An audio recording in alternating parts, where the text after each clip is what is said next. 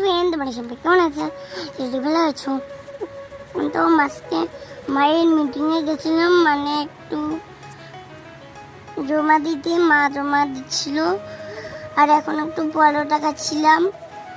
আর যখন আমি পরোটা খাচ্ছিলাম তখন আমি ঘুগনি দিয়ে খাচ্ছিলাম আলুর পরোটা। মারও পরোটা ছিল।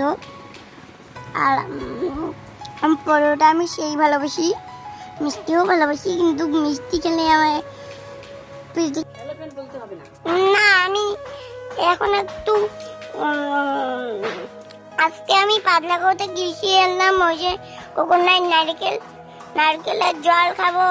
ওই জন্য মা নারকেলের জল খেতে, মা নারকেলের জল বের করলো।